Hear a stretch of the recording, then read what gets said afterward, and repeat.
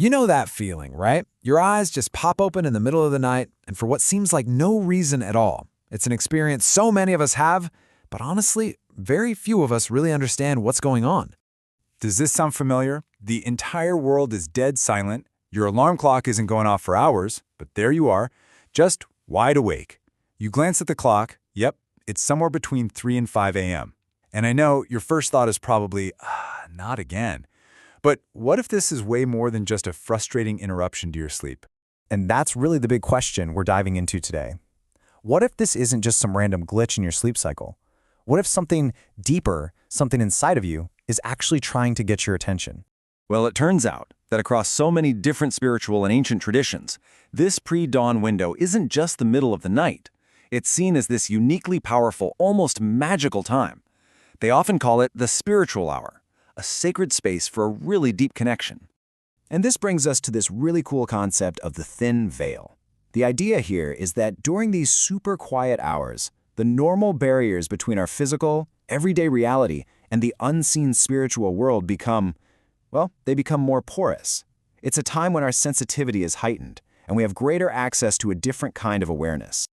Just think about it for a second. During the day, our minds are just bombarded with noise, with notifications, with distractions. But in that pre-dawn stillness, all of that static just fades away. We naturally shift from being focused on everything out there to being connected with what's in here. It creates the perfect quiet environment for real clarity. And that clarity isn't just a nice feeling. It's the space where true insight can finally break through. So, okay, if the connection is clearer, what's actually trying to come through? This is where it gets really personal.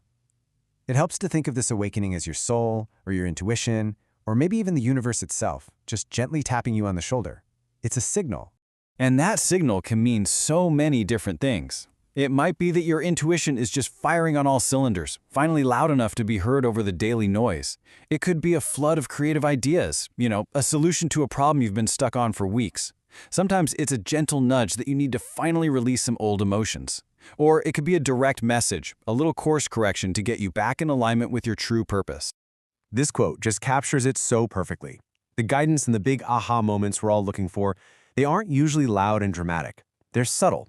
They're whispers. The spiritual hour is simply the time when the rest of the world has finally turned the volume down enough for you to hear what's been there all along.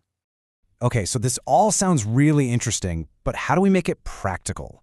I mean, what do you actually do when you're lying there awake at 3:30 in the morning? How do you turn this thing from a frustrating interruption into a meaningful invitation? Look, your first instinct is probably to get annoyed, right? To toss and turn and try to force yourself back to sleep. But that resistance just creates more tension. The real magic happens when you shift your whole mindset, and instead, you gently and curiously lean into the moment. So here's a super simple little ritual you can try. First, just don't fight it. Acknowledge you're awake and try to let go of the frustration. Next, just take a few slow, deep breaths. This really helps to calm your nervous system down. And then, maybe with a notebook next to your bed, just ask a simple question, like, what do I need to know right now? And then just write. Don't judge it, don't edit it, just let whatever comes to mind flow onto the page. You see, when you start to engage with this time in a new way, you begin to build a whole new relationship with it. You're no longer seeing these awakenings as a sleep problem, but as a really powerful and even essential part of your spiritual life. And this right here is the ultimate reframe. Your pre-dawn awakening isn't a bug that needs to be fixed, it's a feature. It's almost like it's designed to give you this dedicated quiet time for insight, for healing, and for a deeper connection with yourself. So the next time you find yourself awake in that sacred silent hour, don't be frustrated. Get curious. You've been given an opportunity. The only real question left is, what are you going to ask the quiet?